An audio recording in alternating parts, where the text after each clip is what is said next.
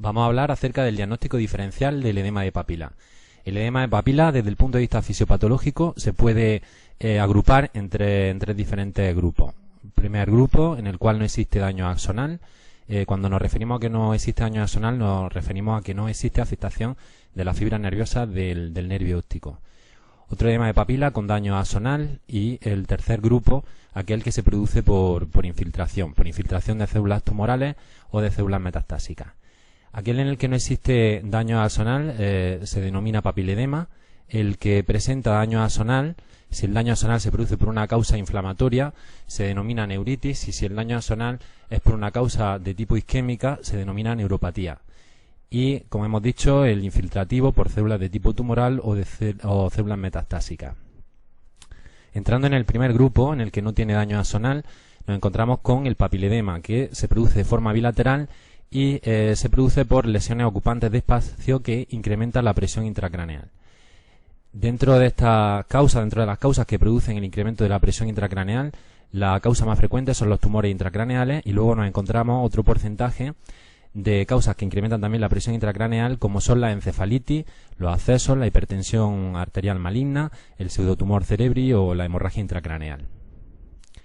Al no existir afectación axonal, no existe afectación de las fibras nerviosas y, por tanto, el estímulo lumínico se puede transmitir adecuadamente. Por lo tanto, no existe afectación campimétrica en este grupo, y tampoco existe defecto pupilar aferente. Aquí tenemos una imagen de un papiledema. Como he dicho anteriormente, esto se produce de forma bilateral en ambos ojos. Hay una excepción en cuanto se refiere al defecto campimétrico. Inicialmente, como he dicho, no existe defecto campimétrico, pero si el papiledema, o si la causa que produce el papiledema se mantiene a lo largo del tiempo, finalmente se produce una atrofia del nervio óptico y un defecto campimétrico permanente. El segundo grupo es aquel en el que existe un daño axonal. El daño axonal, como dije antes, se producía bien por una causa inflamatoria, entonces se tratará de neuritis, o bien por una causa de tipo isquémica, entonces se denomina neuropatía. Las neuritis pueden ser de dos tipos. Si la afectación inflamatoria se produce en la parte anterior del nervio óptico, se denominan papilitis, y si la afectación se produce justamente detrás de la papila, se conoce como neuritis óptica retrovulvar. Las papilitis se pueden producir por distintas causas de tipo infeccioso, como la malaria, la sífilis, la enfermedad de Lyme, causas de tipo autoinmune, como el lupus eritematoso sistémico, la panarteritis nodosa, o también causas de tipo tóxico, como el etambutol, el cloranfenicol, el plomo o el etanol. Aunque la causa más frecuente de que se produzca una papilitis es la causa idiopática. En el caso de la neuritis óptica retrovulvar, es decir, que aproximadamente el 20% tiene una afectación localizada, solamente se produce afectación en el nervio óptico, y entre el 40 y el 60% de los casos existe una enfermedad desmielinizante, una enfermedad sistémica asociada, como es la esclerosis múltiple. En cuanto se refiere la sintomatología que presentan los pacientes que tienen neuritis, estos pacientes tienen defectos de tipo campimétrico, que suelen ser escotomas de tipo central o centrocecal. También se suele producir el fenómeno de UTOF, que es el incremento de la afectación campimétrica cuando estos pacientes realizan un ejercicio físico, cuando estos pacientes tienen un incremento de temperatura.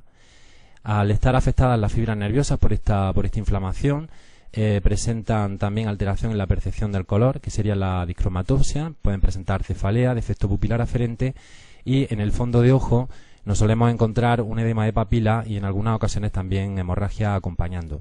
Pero esto en el caso de las papilitis, porque en el caso de las neuritis ópticas retrovulvares no existe afectación en la papila propiamente, es decir, existiría afectación justamente detrás de la papila, esto es en el nervio óptico. En cuanto se refiere a la causa isquémica, nos encontramos con dos tipos de neuropatía. Las neuropatías ópticas isquémicas anteriores de tipo arteriosclerótico, que es cuando la causa isquémica son placas de ateroma o émbolos de colesterol, o la tipo arterítica, ¿no?, que es cuando la causa que produce la isquemia son células de tipo inflamatorio. Dentro de la arteriosclerótica, desde el punto de vista epidemiológico, pues nos encontramos que se produce en pacientes que tienen más de 50 años, ¿no?, con un pico entre los 60 y los 70 años de edad. Se produce una isquemia, como hemos dicho, por placas de ateroma, en las arterias ciliares cortas, y estos pacientes presentan como factores de riesgo cardiovascular, hipertensión, diabetes, dislipemia, y en el fondo de ojo se encuentra un edema de papila de tipo sectorial. La arterítica se da sobre todo en mujeres mayores de 60 años y aparecen a patologías acompañantes como la polimialgia reumática o como la arteritis de Horton o la arteritis de la temporal. En este caso la arterítica tiene un peor pronóstico. Estos pacientes requieren un tratamiento urgente, se trata de una urgencia oftalmológica y el tratamiento es con corticoides a altas dosis. En cuanto se refiere a la sintomatología de ambas, estos pacientes presentan tanto en un caso como en otro pérdidas de visión brusca. Cuando se refiere al fondo de ojo aparece un edema de papila de tipo sectorial con hemorragia en astilla.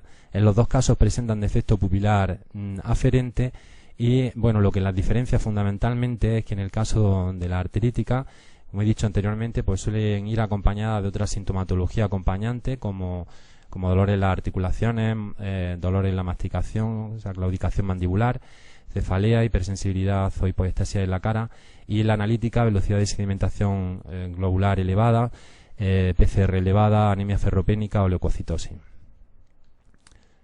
Por último, el último grupo es aquel que se produce el edema de papila por infiltración de células tumorales metastásicas o de tipo hematopoyético, y normalmente pues ya indica un pronóstico malo de la patología que la ha provocado.